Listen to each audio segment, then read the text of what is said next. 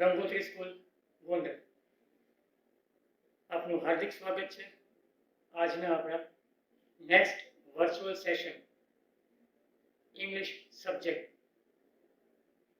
My name is Rahul Joshi. આજનો આપણો જે સેશન છે, જે આ વર્ચ્યુઅલ ઓનલાઈન સેશન છે, એ આપણે કન્ટિન્યુ કરવાના છીએ. લાસ્ટ લેક્ચરમાં જે મેં સમજાવ્યું કે ભાઈ ફ્રીડમને સમજવા માટે, આઝાદીને ઉજવવા માટે કઈ કઈ વસ્તુઓની જરૂર પડશે, તો સૌથી પહેલા એન્વાયરમેન્ટ, માહોલ, આપણી આજુબાજુનો એક જે માહોલ ક્રિએટ થયો હોય એ સમજવું. નેક્સ્ટ સોસાયટીને સમજવી, સોશિયલ, કારણ કે ઘણા બધા સારા અને માઠા પ્રસંગમાં હું કે તમે હાજરી આપતા હોય છે, તો એ પ્રેઝન્સને, એ સોસાયટીના ફંક્શનને, ઓકેશનને સમજવું. ત્રીજું હતું પેરેન્ટલ અથવા રિલિજિયસ કોઈ પણ ધાર્મિક કોઈ પણ પ્રસંગમાં જાઓ, કોઈકના ઘરે કથા હોય, કોઈ માતાજી તેડાવ્યા છે, તો ત્યાં આપણે એ પ્રકારે વર્તન કરશું. તો ત્રીજું રિલિજિયસ અથવા રિલિજિયન, ધર્મને સમજવાની વાત હતી. ચોથું હતું પેરેન્ટલ ઇન્ફ્લુઅન્સીસ. પેરેન્ટલ એટલે મમ્મી પપ્પાને અથવા આપણા વડીલોને જે પણ એ લોકોનું ઇન્ફ્લુઅન્સ છે વર્ષોથી તમારા કે મારા ઉપર, એને એક ચોક્કસ પ્રભાવ પડ્યો છે, તો એ પ્રભાવને સમજવાની વાત હતી. એ બધું આપણે લાસ્ટ લેક્ચરમાં કવર કર્યું. એ થોડુંક ઇનકમ્પ્લીટ થઈ ગયું. ઘણા બધા પ્રભાવોની વાત થાય છે, હજી તો સરકાર ને ઘણી બધી વાતો આવશે, પણ જો આ બધી વસ્તુને હું અથવા આપ સર્વે સમજી લઈએ, બહુ ડીપમાં જઈને આ બધી જ વસ્તુને આપણે સમજવાની કોશિશ કરશું, તો કદાચ હું અને તમે સાચા અર્થમાં સ્વતંત્રતા ઉજવી શકશું અથવા આઝાદીને ઉજવી શકશું. સાચા અર્થમાં ફ્રીડમ શું છે એ અહીંયા લેખક આ પ્રયાસો દ્વારા, આવા એક્ઝામ્પલ્સ દ્વારા કહેવાની ઈચ્છા ધરાવે છે. ઓકે, આજનો આપણો લેક્ચર શરૂ કરીએ છીએ. પેજ નંબર 83 તમારી ઇંગ્લિશની ટેક્સ્ટ બુકમાં જે લાસ્ટ થર્ડ લાઈન છે on your left hand side, તમારી ડાબા હાથે ત્રીજા પેરેગ્રાફમાં છેલ્લેથી ત્રીજી લાઈન, ત્યાં તમે સૌથી પહેલો જ વર્ડ જોઈ શકો છો, પેરેન્ટલ. જે લાસ્ટ લેક્ચરમાં આપણે વાત થઈ ગઈ હતી, માતૃ અથવા પિતૃ પક્ષની વાત હતી, એમના પ્રભાવોની, ત્યાંથી જ કન્ટિન્યુ કરશું. Parental and traditional influences. હવે ટ્રેડિશનલ એટલે પરંપરાગત જે પણ આપણા ઉપર પ્રભાવો પડ્યા છે, ટ્રેડિશનલ.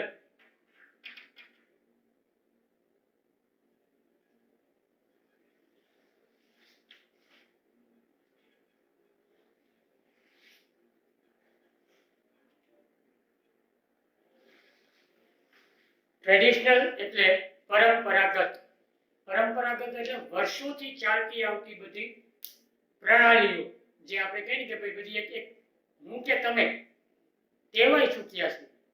ફોર એક્ઝામ્પલ, ભારતમાં આપણે આજે ઇન્ડિયામાં રહી છીએ, આજે ભારતના નાગરિક કહીએ, પોતાની જાતને કહી શકીએ, તો હું કે તમે વર્ષોથી, જૂનવાની વાત કરી ઘણા વર્ષો પહેલાની, તો ભારતનું એક પરંપરા હતી કે પુરુષો, મેલ પર્સન જભ્ભો પહેરે અથવા ધોતિયું પહેરતા, જભ્ભો ને ધોતિયું.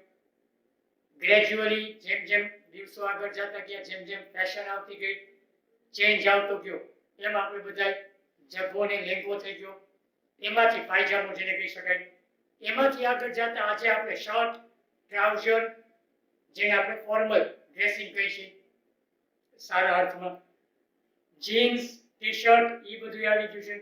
તો આ બધી આપણી ટ્રેડિશન નથી. આપણી ટ્રેડિશન શું છે કે ભાઈ ભારતીયો કેવી ઓળખાય, તો કે પેલી ગાંધી ટોપી આવે જે નહેરુજી પહેરતા, કે જે તે આપણા ફ્રીડમ ફાઇટર્સ, આપણા જે કહીને સ્વતંત્રતા સેનાનીઓ પહેરતા એક ગાંધી ટોપી આવતી, જે તમને કદાચ ક્લિક થઈ જાય, નહેરુજી કાયમ પહેરતા.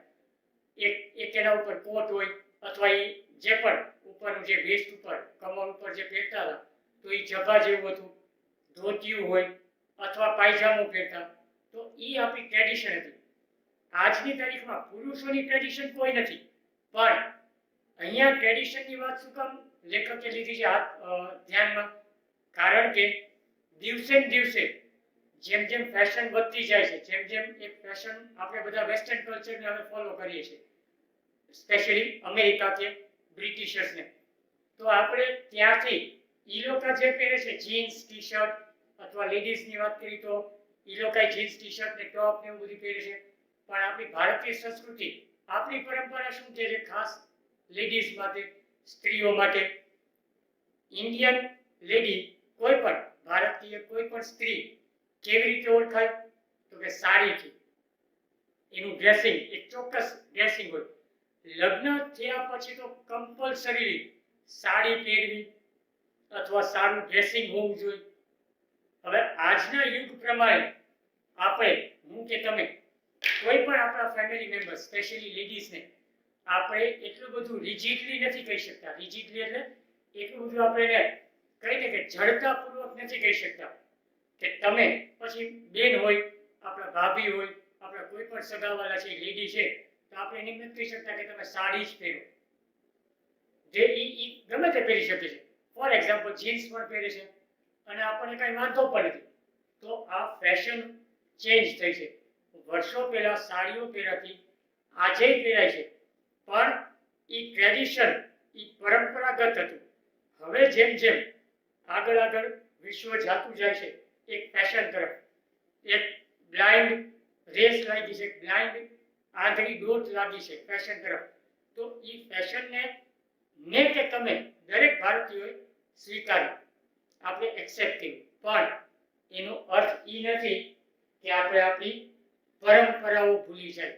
આજની તારીખમાં આપણે, હું કે તમે, જમવા બેસીએ છીએ, ભોજન લેતા પહેલા અથવા ભોજન સમયે આપણે આપણા પગરખાં, શૂઝ, ફૂટવિયર કાઢી જ નાખીએ છીએ. હા, એક્સેપ્શનલ કેસ હોય છે અપવાદરૂપ. દાખલા તરીકે ફોર એક્ઝામ્પલ તમે ક્યાંક મેરેજમાં ગયા હોય અને બુફે ડિનર હોય. બુફે મીન્સ ઊભા જમવાનું, જેમ બધા ઢોર જમતા હોય એવું થઈ ગયું છે હવે. તો એ બધું ત્યારે એવા સમયે આપણે આપણા શૂઝ નથી ઉતારતા. પણ ઘણી વખત મેં, ઇવન તમે પણ નોટિસ કર્યું હશે, તમે પણ માર્ક કર્યું હશે, ઘણા બુફે ડિનરમાં ઘણા બધા વ્યક્તિઓ બેસીને, નીચે બેસીને, ગ્રાઉન્ડ ઉપર બેસીને આરામથી પહેલા પોતાના શૂઝ કે પગરખા સાઈડમાં રાખી અને પછી જમવાનું ધારણ કરે છે, ભોજન લે છે. તો એ આપણી શું કહેવાય? એ જ આપણી પરંપરા છે, એ જ આપણી ટ્રેડિશન છે. ઘરમાં બેસીએ તો કદાચ તમે ફ્લોર ઉપર બેઠા હો, નીચે જમીન ઉપર બેસો અથવા ડાઇનિંગ ટેબલ ઉપર બેસો છો, તો ડાઇનિંગ ટેબલ તો આખી વસ્તુ જ જુદી છે, પણ ફ્લોર ઉપર બેસો, જમીન ઉપર બેસો છો, તો આપણી પરંપરા શું કહે છે કે ભોજનને પણ આપણે આપણા સ્તર સુધી લઈ આવવાનું, આપણા લેવલ સુધી લઈ આવવાનું. એટલે જ વર્ષો પહેલા એક એવી સિસ્ટમ હતી, એક એવી ટ્રેડિશન હતી, પરંપરા હતી કે જમવાની થાળી આપણે એક બાજોટ ઉપર રાખતા. બાજોટ ઉપર નીચે ટેબલ રાખી, પછી જમવાની થાળી રાખી. તો આપણે અન્નને પણ, આપણે અન્ન દેવતા કહીએ, આપણે અન્નને પણ એટલું જ મહત્વ આપતા અને હજી આપીએ છીએ. ત્યારે આપણે અન્નને ભૂલમાં કોઈ પણ વસ્તુ નીચે પડી ગઈ હોય અને એના ઉપર ભૂલથી પગ પડી જાય છે, તો આપણે તરત જ એ વસ્તુ ઉપાડી ડસ્ટબિનમાં નાખીએ છીએ અથવા ત્યાં સાફ સફાઈ કરી દઈએ છીએ. તો આ બધી વસ્તુ આપણી પાસે, મારા ઉપર, મારા મગજમાં અથવા તમારા બધાના મગજમાં કોણે નાખેલી છે? ઓફકોર્સ આપણા પેરેન્ટ્સે. જેમ આની પહેલાનો મુદ્દો હતો, પેરેન્ટ્સના ઇન્ફ્લુઅન્સથી આપણે ઘેરાયેલા છીએ. અને અત્યારે કઈ ઇન્ફ્લુઅન્સની વાત થાય છે અત્યારે આજની ઘડીએ? તો ટ્રેડિશન. તો આ પરંપરાઓને પણ આપણે ભૂલી નથી શકવાના, આપણે એને આપણી જીવનમાંથી દૂર નથી કરી શકતા. તો આ પરંપરાઓ પણ બહુ મહત્વનો ભાગ ભજી રહી છે મારા કે તમારી લાઈફમાં. એમાંથી બહાર કેમ નીકળો? કેવી રીતે હું કે તમે કોઈ પણ પરંપરાગત વાતોને કે કોઈ પણ પરંપરાગત કહાવતને કે કહેણીને પ્રશ્ન પૂછી શકીએ? કેવી રીતે મમ્મી પપ્પાને આપણે સમજાવીએ અથવા એને ઈ ખોટા છે તો આપણે એને કંઈક કહી શકીએ. તો આ બધી કેવી રીતે માહોલ આપણે ખોટો માહોલ મળ્યો હોય, ખોટું એન્વાયરમેન્ટ મળ્યું છે તો ઈ એન્વાયરમેન્ટમાંથી બહાર નીકળવું, કેવી રીતે આપણે સમાજને સુધારી શકીએ, નોર્મલી આપણે સુધારી શકીએ. બીઈંગ એ નોર્મલ પર્સન, સાવ સાધારણ વ્યક્તિ હોવા છતાં હું કે તમે જો ધારીએ તો સમાજમાં સુધારો લઈ આવી શકીએ.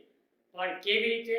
તો આ બધી વસ્તુઓને સામનો કરીને, આ બધી વસ્તુઓનો સામનો કરતા કરતા એને પ્રશ્ન પૂછવાથી એ બધી વસ્તુઓના પ્રભાવમાંથી બહાર નીકળીને એક પોતાની આગવી ઓળખ ઊભી કરવી, પોતાની આઈડેન્ટિટી, જે લાસ્ટ લેક્ચરમાં મેં કીધું હતું કે પોતાની આઈડેન્ટિટી હોવી જોઈએ, પોતાની એક આગવી ઓળખ હોવી જોઈએ. તો એ રીતે આપણે બહાર નીકળી શકીએ. તો કેટલા મુદ્દાઓ ધ્યાનમાં રાખવાનું લેખક કહે છે, ફરીથી રિવિઝન કરાવું છું.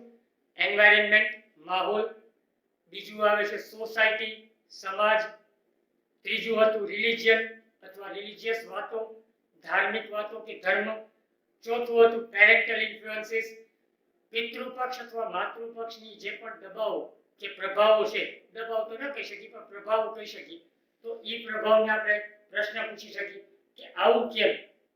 અને પાંચમું આજે આપણે જે શરૂ કર્યું છે ટ્રેડિશન. ટ્રેડિશન એટલે પરંપરા અથવા ટ્રેડિશનલ એટલે પરંપરાગત. that are continually closing on you. હવે આ બધી જ વસ્તુઓ, કઈ વસ્તુઓ ફરીથી કહું છું. Environment, second society, third religion, fourth parents અને ફિફ્થ ટ્રેડિશન. તો આ પાંચે પાંચ ઇન્ફ્લુઅન્સીસ જે નાનપણથી, આ પાંચે પાંચના પ્રભાવો જે નાનપણથી મારા ઉપર અથવા તમારા ઉપર અથવા દુનિયાના દરેક વ્યક્તિ ઉપર પડેલા છે, જેનાથી હું અને તમે ક્લોઝિંગ ઓન યુ, એક આમાં જે વર્ડ્સ અથવા ફ્રેઝ આવ્યો છે closing on you. Closing means હું કે તમે, દુનિયાનો દરેક વ્યક્તિ એનાથી ઘેરાયેલા છે. હું બોર્ડ ઉપર લખું છું ક્લોઝિંગ ઓન યુ, એક ફ્રેઝ છે, એક શબ્દ સમૂહ છે. ક્લોઝિંગ ઓન યુ આ શું છે? શબ્દ સમૂહ. મીનિંગ શું થાય છે?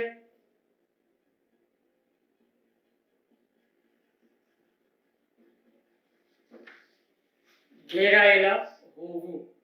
તો ક્લોઝિંગ ઓન યુ અથવા ક્લોઝિંગ ઇન યુ એટલે ફ્રેઝ, શબ્દ સમૂહ, જેનો મીનિંગ શું થાય છે? ઘેરાયેલા હોવું. તો આ બધી જ વસ્તુઓ, પર્યાવરણ, ધર્મ, સોસાયટી, મા બાપ અથવા એમની વાતો અને ટ્રેડિશન, આ પાંચ વસ્તુથી નાનપણથી હું, તમે, દુનિયાનો દરેક વ્યક્તિ ઘેરાયેલા છે. હવે ક્યારે મને કે તમને પ્રશ્ન ન થયો કે આ બધી વસ્તુથી કેમ બહાર નીકળવું? કયો એવો રસ્તો છે જે કંઈક પૂછવાથી આપણને બહાર નીકળવાનો ચોક્કસ રસ્તો મળી શકે? ફોર એક્ઝામ્પલ, ક્યારેક તમે પણ સાંભળ્યું છે, મેં તો ઘણી વખત સાંભળ્યું છે, હજી સાંભળું છું કે ક્યારેક ઘણા આપણને આપણા વડીલો એવું કહે છે કે બેટા આ કામ કરવાથી પાપ લાગશે. તો પાપ એટલે શું? What do you mean by a sin? S-I-N. sin એટલે પાપ. દુનિયાનો કયો એવો વ્યક્તિ છે, દુનિયાના એવા કયા મહંતો છે, દુનિયાના એવા કયા સાધુ સંતો છે જે પાપની વ્યાખ્યા કહી શકે અથવા કોઈ કહેલી હોય? કોઈ નહીં. તો પાપ અને પુણ્ય એ શું છે? ક્યાંથી આવા શબ્દો આવ્યા?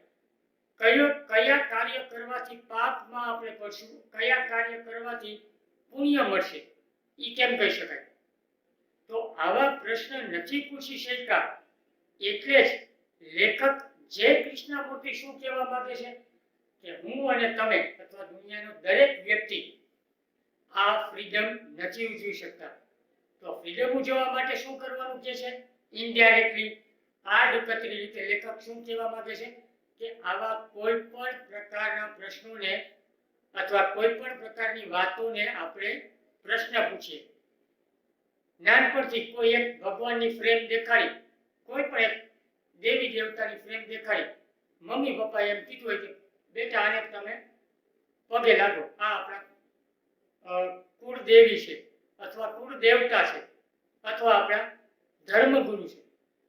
આપણે નાનપણથી એને મમ્મી પપ્પાનું માની લીધું, પણ હકીકતે નાના બાળકને તમે હજી નોટિસ કરજો, નાના બાળકને જ્યારે તમે જોશો કોઈ પણ સ્ત્રી એને આવી રીતે ભગવાનની સામે પગે લાગવાનું કે તો એ એકચ્યુઅલી ઇમિટેટ કરતા હોય. ઇમિટેટ એટલે નકલ કરે. બાળકને ખબર જ નથી કે આ કોણ છે.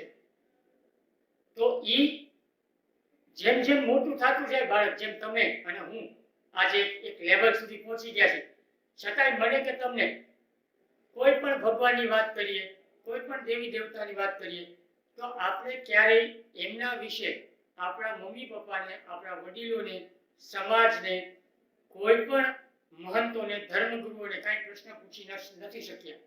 કારણ તો એ કારણ શું છે એ જ અહીંયા ચેપ્ટરમાં લેખક બહુ સારી રીતે સમજાવવાનો પ્રયાસ કરે છે. અને એ જો સમજાય જાય તો સાચા અર્થે હું અને તમે ફ્રીડમ ઉજવી શકશું. તો આ બધી જ વસ્તુઓના પ્રભાવોથી પહેલા તો બહાર નીકળવું. કઈ કઈ વસ્તુઓ ફરીથી એક વખત રિવાઇઝ કરી દઉં જેથી કરીને આપણે કન્ટિન્યુ કરી શકીએ. કઈ કઈ વસ્તુઓ જેના પ્રભાવોથી, ઇન્ફ્લુઅન્સીસથી બહાર નીકળવાનું છે.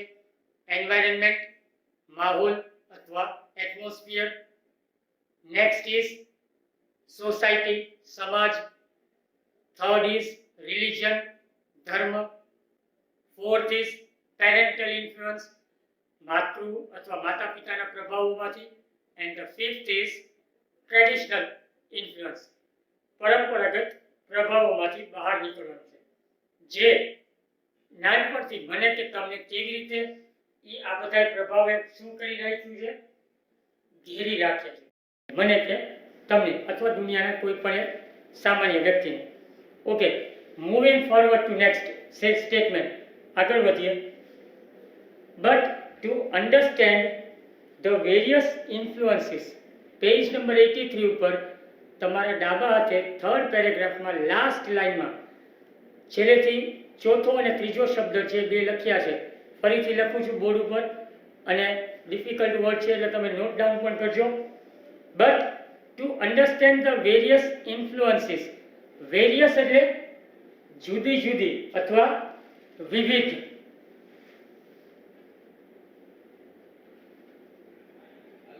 વેરિયસ એટલે વિવિધ, અને એક શબ્દ બાજુમાં આપેલો છે ઇન્ફ્લુઅન્સીસ, પ્રભાવો. વેરિયસ એટલે વિવિધ, જુદી જુદી, ભિન્ન ભિન્ન. અને લાસ્ટ લેક્ચરમાં જેમ આપણે ડિસ્કસ કર્યું હતું ઇન્ફ્લુઅન્સીસ, ઇન્ફ્લુઅન્સીસ એટલે પ્રભાવો. એસ ન હોત તો સિંગ્યુલર હોત ઇન્ફ્લુઅન્સ, પ્રભાવ. પણ અહીંયા પ્રભાવો, કારણ કે એક જ પ્રભાવ આપણે પ્રભાવિત નથી કરી ચૂક્યો. આપણે ઘણા બધા પ્રભાવોની દબાણ હેઠળ જીવી રહ્યા છીએ આજે પણ. કયા કયા? માહોલ, સમાજ, ધર્મ, માતા પિતા, પરંપરા. તો આ બધા પ્રભાવોની વચ્ચે આપણે અથવા એનાથી ઘેરાયેલા છીએ અને જીવન જીવી રહ્યા છીએ. તો આ બધા પ્રભાવોને સરખી રીતે સમજવા માટે, એટલે જ લેખકનું આ વાક્ય છે, બટ ટુ અન્ડરસ્ટેન્ડ વેરિયસ ઇન્ફ્લુઅન્સીસ, આ બધા જ જુદા જુદા વિવિધ પ્રભાવોને સમજવા માટે શું કરવાનું કહી રહ્યા છે લેખક? તો કે છે the influence of your parent. ફરીથી ઇન ઇચ સ્ટેટમેન્ટ રિવિઝન પર્પઝથી લેખકે લખ્યું છે પેજ નંબર 83 ઉપર નેક્સ્ટ પેરેગ્રાફમાં કન્ટિન્યુ કરાય છે. આમ તો થર્ડ પેરેગ્રાફ છે પણ નેક્સ્ટ સાઈડ, તમારી રાઈટ હેન્ડ સાઈડ, કયા કયા પ્રભાવ, કયા કયા ઇન્ફ્લુઅન્સીસમાંથી બહાર નીકળવાનું કે છે? ઇન્ફ્લુઅન્સ ઓફ યોર પેરેન્ટ, માતા પિતાના પ્રભાવમાંથી. ઓફ યોર ગવર્મેન્ટ, ગવર્મેન્ટ એટલે સરકાર, એના જે પણ નીતિ નિયમો છે, જે પણ ધારા ધોરણો છે, જે પણ એના નિયમો છે, એને આપણે ક્યારેય પ્રશ્ન ન કરી શક્યા.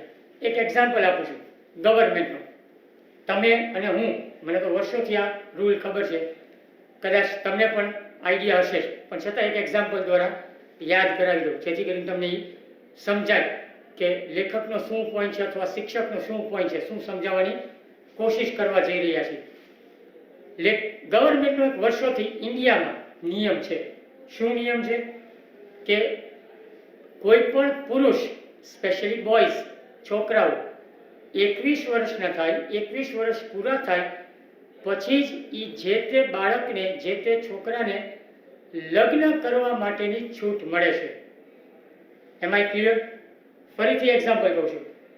આપણા ભારતમાં સરકારનો શું નિયમ છે? ગવર્મેન્ટનો, કોઈ પણ સરકાર હોય, આપણે કોઈ સરકારના કોઈ પક્ષની વાત નથી કરતા, વર્ષોથી જે પણ સરકારો ચાલી રહી છે અથવા જે પણ અત્યારે સીટ ઉપર બેઠા હોય, કોઈ પણ સરકારનો એક નિયમ વર્ષોથી આપણા ઉપર ચાલી રહ્યો છે, આખા ભારત દેશ ઉપર, કે કોઈ પણ પુરુષ જ્યારે 21 વર્ષ પૂરા કરે છે પછી જ એ વ્યક્તિને લગ્ન કરવા માટેની છૂટ મળે છે. હવે એક નિયમ બીજો છે, એ ગર્લ્સને રિલેટેડ, સ્ત્રીઓને, છોકરીઓને રિલેટેડ. એમાં પાછો નિયમ જુદો છે. શું નિયમ છે? લગભગ બધાને ક્લિક થઈ ગયું હશે.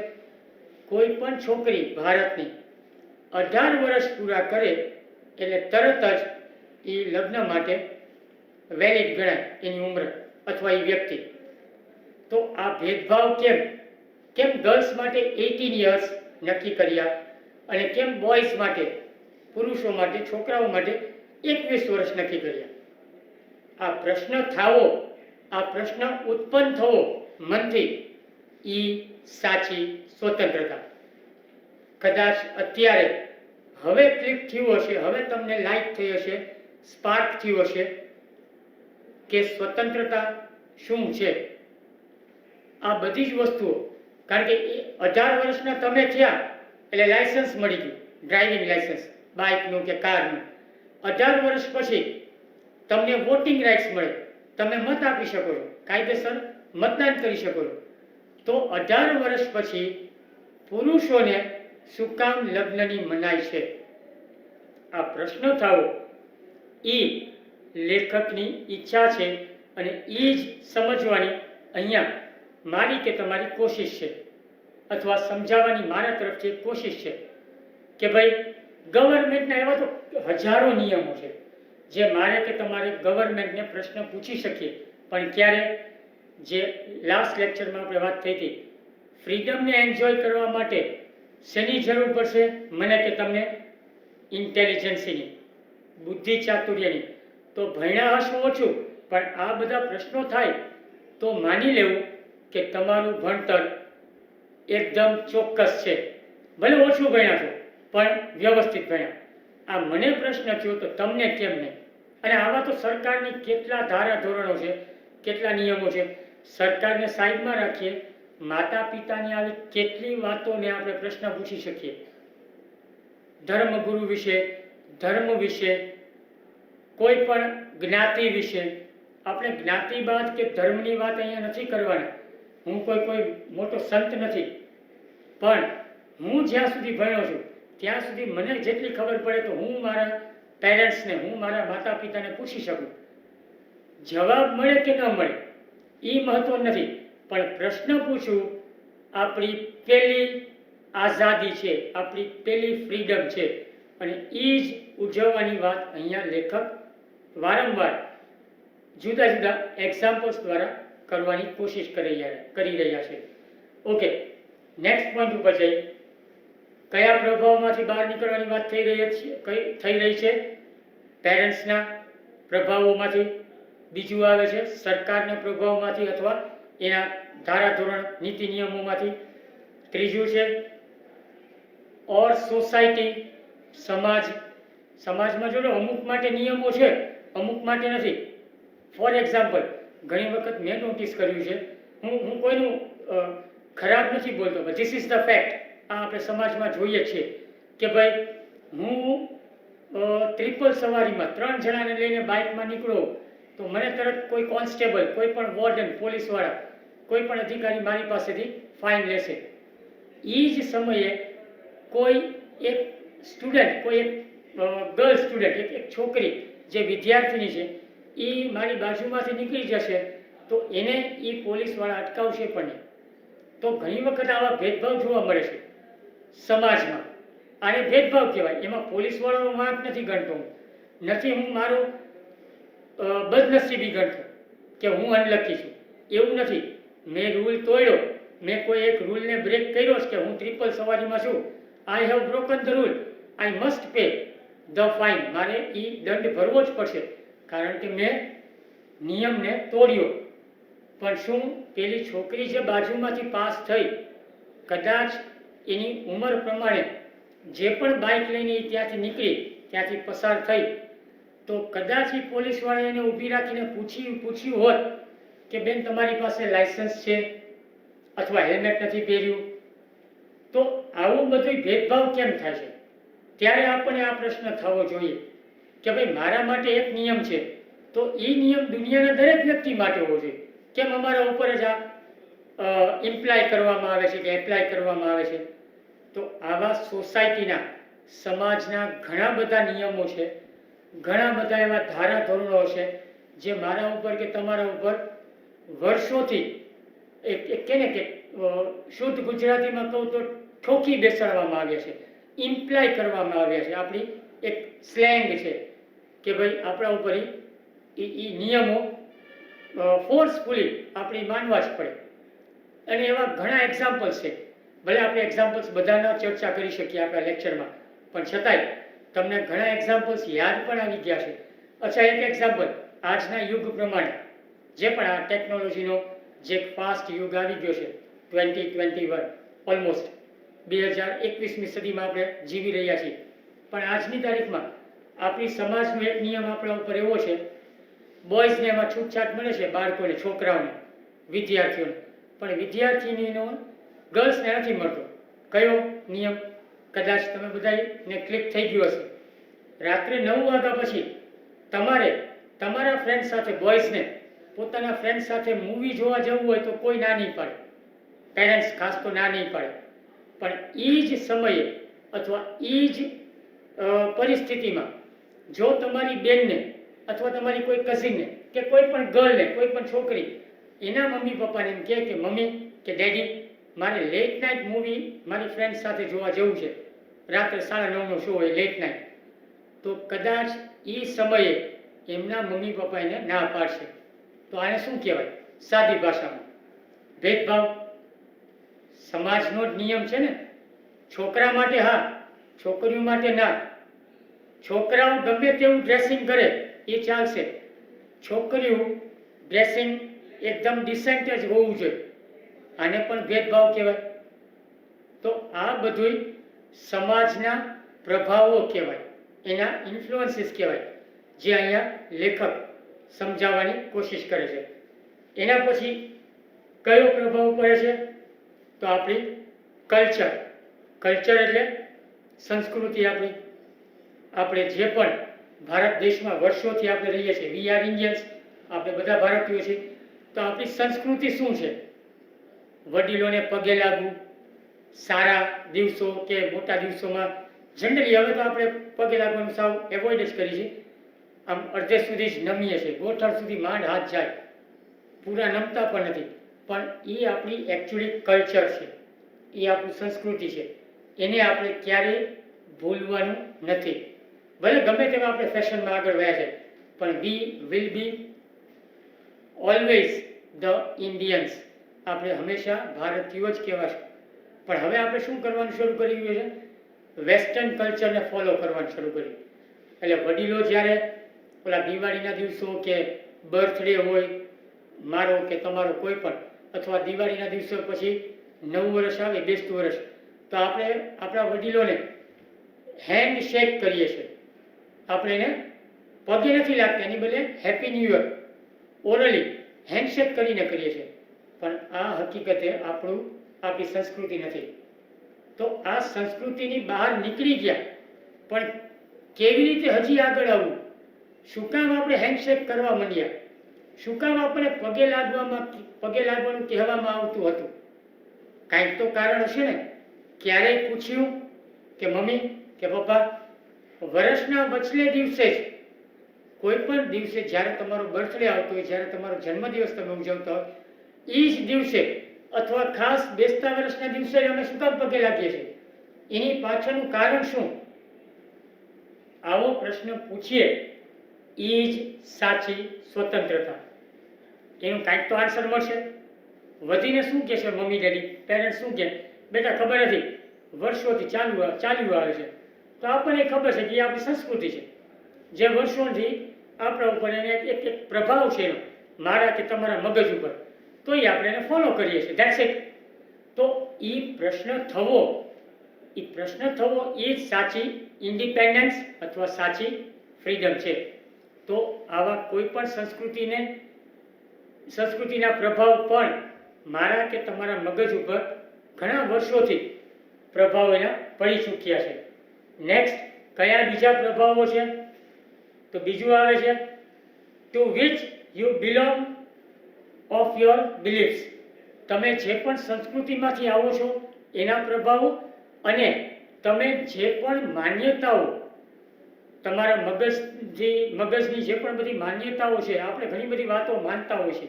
મમ્મી એમ કહે કે બેટા આમ નહીં કરવાનું, પાપ પડે, શનિવારે વાળ નહીં કપાવવાના, હનુમાનજીનો દિવસ છે, શનિવારે તેલ ન નખાય, ફલાણા દેવનો દિવસ છે, બુધવારે શૂઝ ન લેવાય, પગરખા ન લેવાય, દરિદ્રતા આવે, સાંજ પડીએ નખ નેલ્સ નહીં કટ કરવાના, ફલાણું થાય. તો આ બધી આપણી માન્યતાઓ છે આપણા વડીલોની. પ્રશ્ન ક્યારેય પૂછો કે મમ્મી કદાચ હું આ ન માનું તો શું ફેર પડશે? ક્યારેય આ પ્રશ્ન પૂછ્યો? ઇનકેસ પૂછવાનું આવતું જ નથી, કોઈએ સામે થવાની વાત જ નથી થતી. પોઈન્ટ અહીંયા એ છે કે એ પ્રશ્ન આપણે પૂછીએ મમ્મીને કે મમ્મી શનિવારે વાળ નહીં કપાવવું અથવા હું કપાવીશ ઉપરવટ થઈને તો શું ફેર પડશે? એક વખત પ્રશ્ન પૂછો, જોઈએ જવાબ શું આવે છે. આપણે માનવાનું જ છે મમ્મી પપ્પાને, આપણે એનો ઉપરવટ નથી થવાનું. પણ પ્રશ્ન પૂછો એ જ આપણી સાચી આઝાદી છે, એ જ મારી કે તમારી સાચી ફ્રીડમ છે.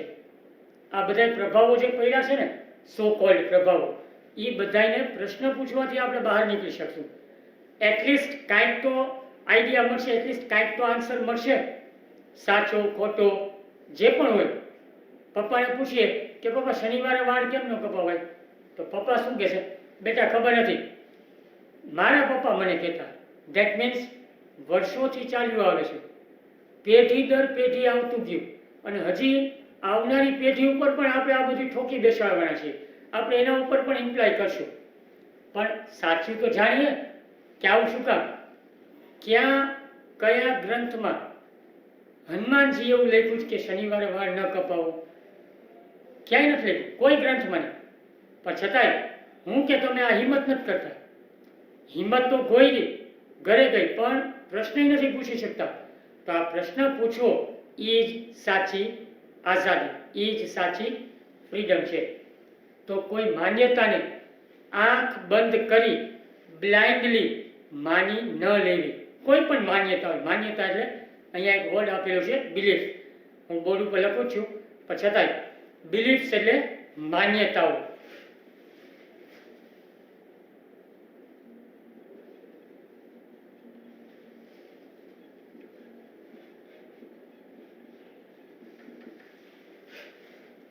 બિલીફ્સ એટલે માન્યતાઓ. તો માન્યતાઓ ઘણી બધી છે, આપણે ઘણી બધી ડિસ્કસ કરી શકીએ એમ છે. પણ અત્યારે આપણે એ ડિસ્કશનને સાઈડમાં રાખી અને એક જ વસ્તુ ઉપર કોન્સન્ટ્રેટ કરી કે ફોકસ કરીએ કે કેટલા બધા પ્રભાવો, કેટલી બધી માન્યતાઓ, કેટલી બધી પરંપરાઓ, કેટલી બધી અંધશ્રદ્ધાની વાતો, જે આગલો પોઈન્ટ તરત નેક્સ્ટ પોઈન્ટ જ છે, એ બધીને આપણે વર્ષોથી ફોલો કરીએ છીએ. અને એનું રીઝન શું, એનું એક કારણે હું કે તમે આજની તકે જાણી નથી શક્યા.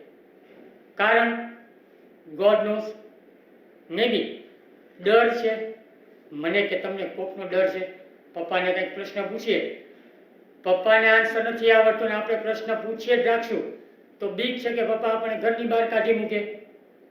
વડીલોને આપણે પ્રશ્ન નથી કરી શકતા, એ સાચા છે કે ખોટા એ ખબર જ નથી, પણ આપણે આ બધી માન્યતાઓને સીધી સ્વીકારી લીધી. તો લેખક એ જ કહેવા માટે શરૂઆતથી એને બે જ પોઈન્ટને ધ્યાનમાં રાખવાનું કીધું છે કે ફ્રીડમને ઉજવવા માટે આઝાદીને ઉજવવા માટે કઈ બે વસ્તુ ખાસ જરૂર પડશે? Deep study and understanding. તો આ બધી જ વસ્તુઓને સમજીએ અને એને સમજવા માટે ચોક્કસ ભણતર, ચોક્કસ શિક્ષણની જરૂર છે, એ કેળવીએ. That's it. આટલું આવી ગયું તો આ બધા પ્રભાવો, આ બધી માન્યતાઓ સમાજની, સરકારની, માતા પિતાની, આપણે કહીએ ને કે ધર્મની, એ બધી વાતોથી આપણે પર ચાલ્યા જશું અને 100% હું કે તમે આપણે આઝાદીને ઉજવી શકશું. તો આપણે બધી જ માન્યતાઓ, બિલીફ્સને માની ન લેવી. એને પ્રશ્ન પૂછતા શીખો કે આવું કોણે કીધું છે, ક્યાં લખ્યું છે. જવાબ ન મળે, ધેટ ઇઝ નોટ ઇમ્પોર્ટન્ટ. જવાબ લેવો ઇમ્પોર્ટન્ટ નથી. ઇમ્પોર્ટન્ટ શું છે, મહત્વનું શું છે? આપણે પ્રશ્ન પૂછતા થયા. નાના હતા ત્યારે નાની નાની વાતે પ્રશ્ન પૂછતા હતા અને હવે એ જ આપણે પ્રશ્ન પૂછવાનું બંધ કરી દીધું. કારણ ગોડ નોઝ અગેન, કોઈ નથી ખબર. તો કદાચ આપણે આપણા મનને ટટોલીએ, આપણા મગજને હલબલાવીએ તો સાચો અર્થ, આન્સર ત્યાંથી આવશે કે આપણે બધી માન્યતાઓને બ્લાઇન્ડલી માની ન લઈ, કોઈ પણ રૂલને બ્લાઇન્ડલી ફોલો ન કરીએ. ફેસબુક ઉપર ફોલો કરવું, વોટ્સએપ ઉપર કોકને ફ્રેન્ડ્સ થઈ જવું, ઇન્સ્ટાગ્રામ ઉપર ફોલો કરવું, એ પણ એક જાતની સ્ટુપિડિટી છે, મૂર્ખતા છે. કોઈને જાણ્યા જોયા વગર ક્યાંય પણ ફોલો ન કરાય, એને અનુસરવા નહીં. ઘણી વખત એ વ્યક્તિ ખોટા રસ્તે જતો હોય તો આપણે એની સાથે ખોટા રસ્તે જવા માંડીએ. એના કરતાં બેટર દીધું છે ને મગજ, તો એનો પૂરેપૂરો 100% યુઝ કરતા શીખીએ. Okay, next point is your gods. ભગવાનો વિશે એનો પણ પ્રશ્ન પૂછી શકાય. દાદા દાદી હયાત હોય, નાના નાની હયાત છે, જીવે છે, ગામડે રહેતા હોય કે સાથે રહેતા હોય તમે બધા, તો એને પૂછી શકાય કે આપણા કુળદેવી આ છે, તો કોણે કીધું દાદી તમને કે ફલાણા દેવી આપણા કુળદેવી છે? દાદા તમને કોણે કીધું કે ફલાણા દેવ આપણા કુળદેવતા છે? કાંઈક તો આન્સર આપશે. અચ્છા, એક પ્રશ્ન હું પૂછું, અમસ્તું છે, કોઈને પ્રશ્ન ઘરે પૂછવાની જરૂર નથી, ખાલી વિચારજો. શ્રાવણ મહિનામાં જ્યારે સાતમ આઠમની એક ઓકેશન હોય છે, ફેસ્ટિવલ. શ્રાવણ મહિનો એટલે મહાદેવનો મહિનો. સવારના પૂરમાં રોજ મહાદેવના મંદિરે જાય, દૂધ અર્પણ કરી, પાણી અર્પણ કરીએ છીએ શિવલિંગ ઉપર, બહાર નીકળીએ. જોજો આપણી માન્યતા, નાનપણથી મેં કે તમને એવું સાંભળ્યું છે કે ભગવાનની સામે જ્યારે આપણે એને પગે લાગીએ છીએ પછી આપણે એને આપણી પીઠ ન દેખાડે તો આપણે શું કરીએ છીએ?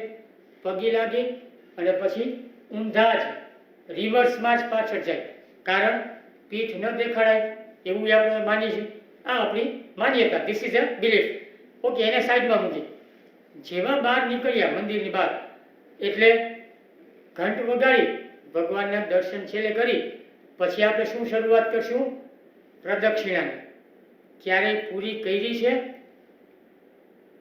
નહીં. શું કરી છે?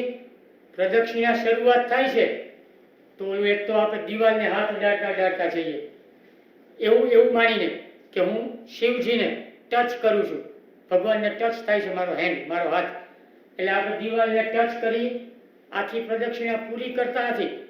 જ્યાંથી ઓલું શિવલિંગનું પાણી બહાર જાય છે નહેરમાંથી, ત્યાં જઈ એનું પાણી આપણે આંખ ઉપર એનું ચરણામૃત લઈ ત્યાંથી જ પાછા આપણે રિવર્સ આવીશું, ત્યાંથી જ પાછા આપણે આવી અને પછી આ તરફથી અડધી કરીશું.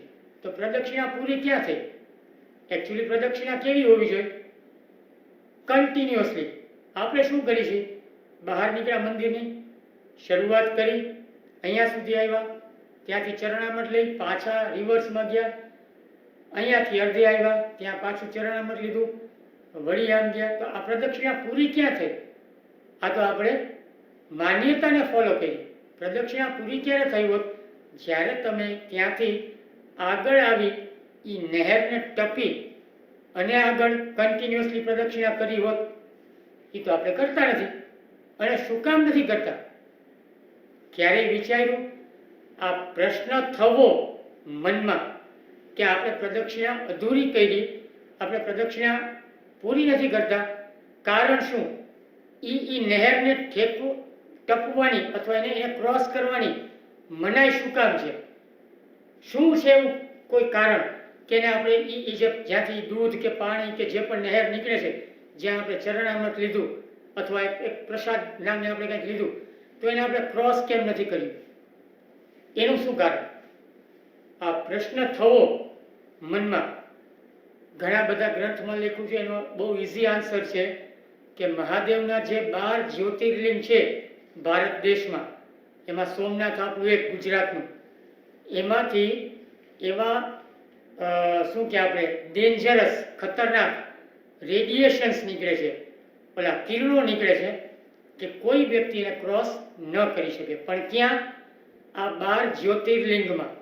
પછી રામેશ્વરમ સાઉથનું, અમરનાથ જુઓ તમે, આપણું સોમનાથ જોઈ લો, તો એવા 12 જ્યોતિર્લિંગમાં જ્યાંથી ઓલું દૂધ કે જે પણ નીકળે છે નહેરમાંથી, એને તમે ક્રોસ નથી કરી શકતા. કારણ ત્યાંથી ડેન્જરસ વાઇબ્રેશન્સ નીકળે, રેડિયેશન્સ નીકળે છે, એટલે આપણને ક્રોસ કરવાની મનાય છે. પણ મારા ઘરની બાજુમાં અથવા તમારા ઘરની બાજુમાં કોઈ મહાદેવનું મંદિર છે, ત્યાં ડેન્જરસ કાંઈ નથી, ત્યાં તમે ક્રોસ કરી શકો, કરવું નથી, ટ્રાય ન કરતા. પણ પોઈન્ટ એ છે કે આવી બધી અંધશ્રદ્ધાની વાતો, આવી બધી ભગવાનની ખોટી માન્યતાઓ મારા ઉપર કે તમારા ઉપર ઇમ્પ્લાય કરવામાં આવેલી છે, ફોર્સફુલી કહેવામાં આવી છે, જેને પ્રશ્ન પૂછીને આપણે ફ્રીડમ એન્જોય કરી શકીએ. તો ભગવાન વિશે પણ હું કે તમે, આપણા દેવી દેવતાઓ વિશે પણ હું કે તમે આપણા વડીલોને પ્રશ્ન પૂછી શકવા માટે આઝાદ છીએ. નેક્સ્ટ પોઈન્ટ આવે છે એન્ડ સુપરસ્ટિશન્સ. બોર્ડ ઉપર લખું છું.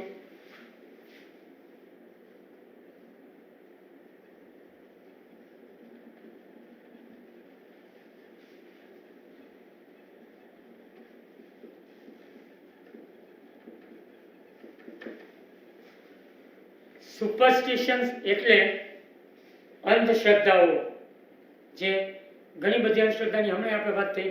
નખ નહીં ચાવવાના, સાંજે નખ કપાય નહીં, દરિદ્રતા આવે, શનિવારે તેલ ન નાખવું, અથવા શું કે વાળ કટ કરાવવા નહીં, શેવ ન કરવી, દાઢી ન કરવી, મંગળવારે કે બુધવારે કોઈ ફૂટવિયર, પગરખા આપણે ખરીદી નથી શકતા.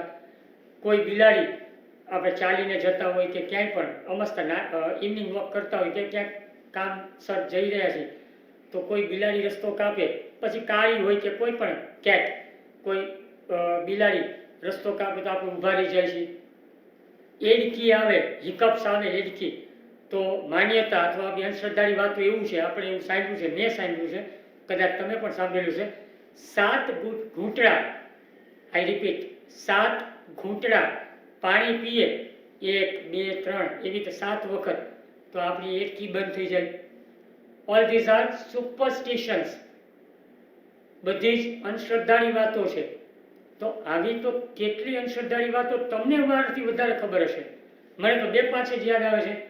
પણ આ બધી વાતોને ન ધ્યાનમાં લઈને અથવા એને સાંભળી સમજી અને પ્રશ્ન પૂછવાથી હું કે તમે આઝાદી ઉજવી શકીએ છીએ.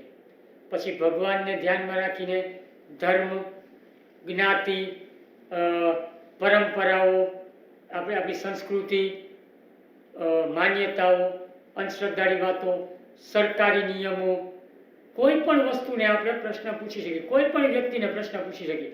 કારણ કે પ્રશ્ન પૂછવો તો આપણો જન્મસિદ્ધ અધિકાર છે, એમાં તો કોઈ ના ન પાડી શકે. હા, સેન્સિબલ ક્વેશ્ચન હોવો જોઈએ, પ્રશ્ન એવો હોવો જોઈએ જેનો જવાબ મળી શકે એમ હોય, અથવા તમારી પાસે એટલીસ્ટ એ પ્રશ્નનો જવાબ હોય, તો જ તમે પ્રશ્ન પૂછી શકો.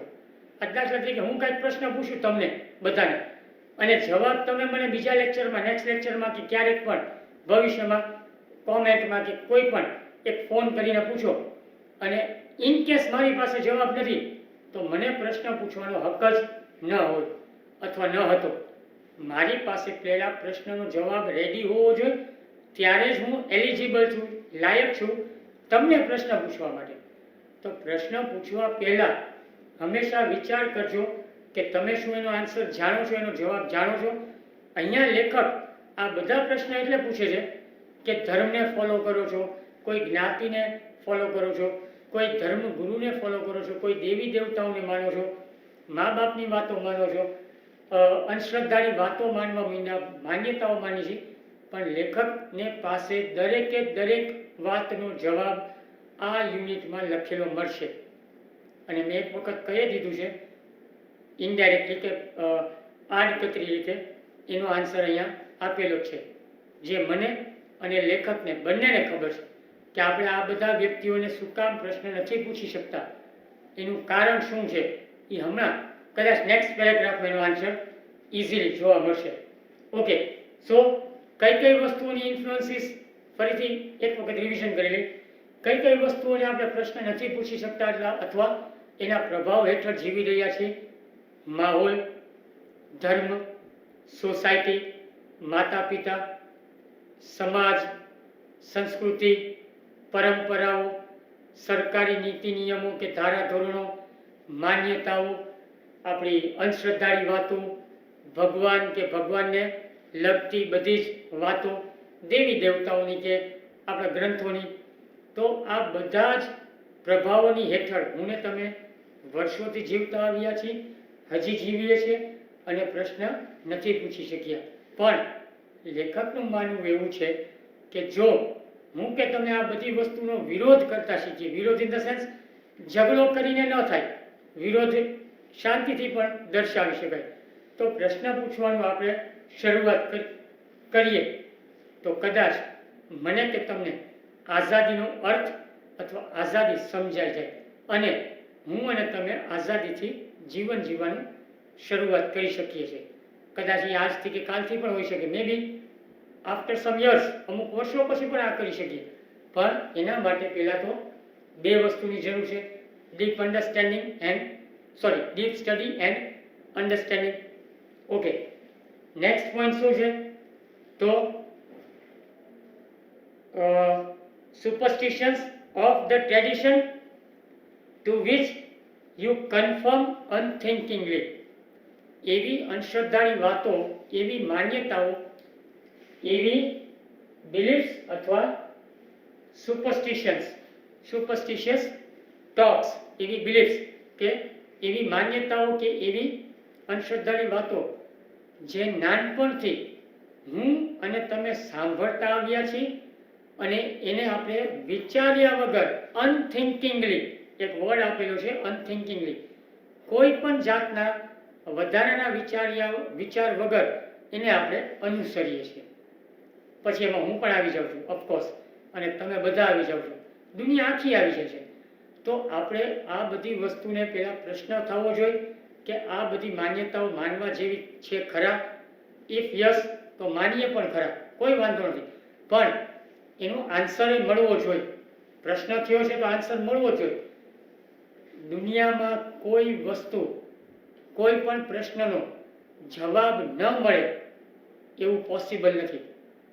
દુનિયામાં દરેકે દરેક પ્રોબ્લેમનું સોલ્યુશન છે, ઉકેલ છે. કોઈ પણ સમસ્યા હોય દુનિયાની, એનું સોલ્યુશન છે. હા, થોડોક સમય લાગે મે બી, બટ ધેટ ડઝન્ટ મીન કે એનું સોલ્યુશન નથી. પણ એના માટે મારું કે તમારું શિક્ષણ એક લેવલે હોવું જોઈએ, મારું કે તમારું અન્ડરસ્ટેન્ડિંગ પાવર, એક જે સમજણ શક્તિ છે એ એક લેવલે હોવી જોઈએ. ત્યારે જ આપણે પ્રશ્ન પૂછી શકશું અને પ્રશ્ન પૂછ્યા બાદ મને કે તમને આન્સર મળશે. તો આ બધી વસ્તુને આપણે વિચાર્યા વગર અનુસરવા માંડ્યા. તો ખાસ આ અમુક પ્રભાવોને લેખક ધ્યાનમાં રાખવાનું ખાસ સૂચન કરે છે. ઓકે, એક વર્ડ આવ્યો છે 5મી લાઈનમાં, તમારી રાઈટ હેન્ડ સાઈડ 5th લાઈનમાં થર્ડ વર્ડ છે કન્ફર્મ. કોન્ફર્મ લખ્યું છે, આમ તો કન્ફર્મ તો ન કહેવાય. તો કોન્ફર્મનું ગુજરાતી જે હું બોર્ડ ઉપર અથવા પહેલાં બોલી દઉં, રીતિ રિવાજોનું અનુકરણ કરવું. જે પણ રીતિ રિવાજો છે, કોન્ફર્મ અનથિંકિંગ એટલે જે પણ રીતિ રિવાજો વર્ષોથી ચાલતા આવ્યા છે, પેઢી દર પેઢી આપણા ઉપર એપ્લાય કરવામાં આવ્યા છે એ રીતિ રિવાજોને કોન્ફર્મ કહેવાય ઇંગ્લિશમાં અહીંયા.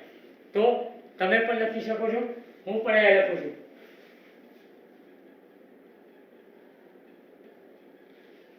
કોન્ફર્મ એટલે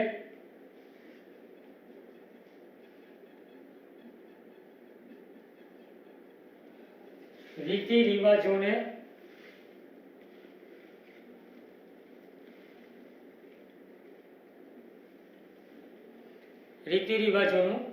અનુકરણ કરવું, ફોલો કરવું, ફોલો ઇન ધ સેન્સ અનુસરવું. તો હું કે તમે વર્ષોથી માન્યતાઓ, ધાર્મિક બાબતો, અંધશ્રદ્ધાની વાતો, રીતિ રિવાજો, પરંપરાઓ, સંસ્કૃતિ, માતા પિતાની વાતો, વડીલોની વાતો, સરકારી નીતિ નિયમો, એ બધાનું કોઈ પણ વિચાર કર્યા વગર બ્લાઇન્ડલી એક કહે ને કે ભાઈ આંધળું અનુકરણ કરી રહ્યા છે, જે લેખક ખાસ ના પાડે છે. અને ના એટલે પાડે છે કે તો જ હું કે તમે એને આપણે સમજી શકશું. કોને? ફ્રીડમને. ફ્રીડમ મીન્સ આઝાદી, સ્વતંત્રતા. પણ સ્વતંત્રતા એટલે હું કે તમે જે આજે જીવીએ છીએ, કે હું લેક્ચર આપું છું તમે જુઓ છો, that is not actual freedom. આને તો આઝાદી આપણી કહેવાતી જ નથી. આઝાદી મીન્સ ટુ ક્વેશ્ચન સમવન. કોઈકને પ્રશ્ન પૂછો કોઈ વસ્તુ વિશે, પાપ કે પુણ્ય વિશે, સત્ય અને અસત્ય વિશે, દેવી કે દેવતાઓ વિશે, ભગવાન વિશે, અંધશ્રદ્ધાની વાતો વિશે, સરકારી નીતિ નિયમો વિશે, સમાજ વિશે. તો આ બધા જ પ્રશ્નના જવાબ મળે અથવા આપણે પ્રશ્ન પૂછી શકીએ, એ જ સાચી આઝાદી. ઓકે, નેક્સ્ટ લેખક કન્ટિન્યુઝ કરવા માંગે છે એવું કહીને, to understand all this and become free from them requires deep insight. તો આ બધી જ વસ્તુઓમાંથી બહાર નીકળવું, સૌથી પહેલાં તો આ બધા જ પ્રભાવોમાંથી બહાર નીકળવું અને એને એકદમ ડીપ ઇનસાઇટથી સમજવાની કોશિશ કરવી. ડીપ ઇનસાઇટ એક વર્ડ આવેલો છે, આંતરદ્રષ્ટિ. ઇનસાઇટ એટલે આપણી મનની શક્તિ. અને જે વર્ડ છે ડીપ ઇનસાઇટ,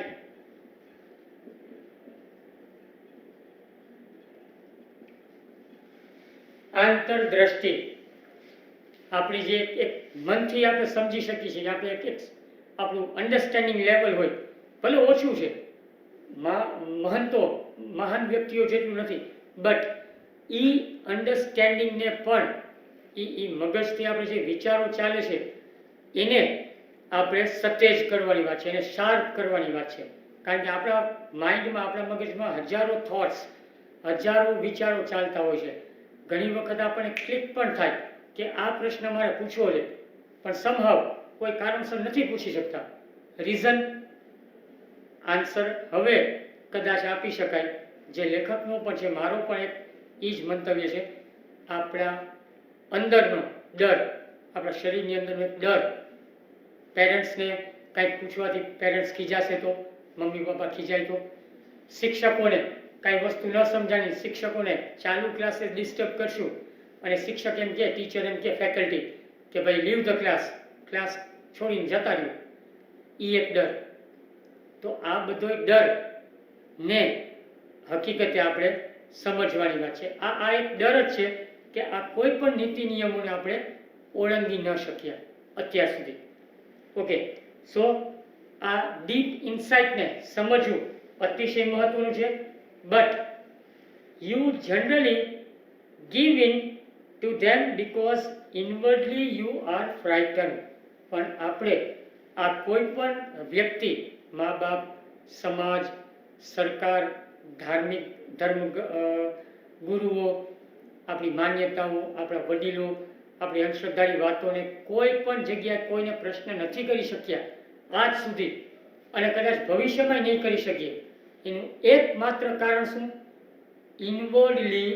ઇનવર્ડલી એટલે અંદરથી મને અથવા તમને બધાને, દુનિયાના દરેક વ્યક્તિને વી આર ઇનવર્ડલી ફ્રાઇટન.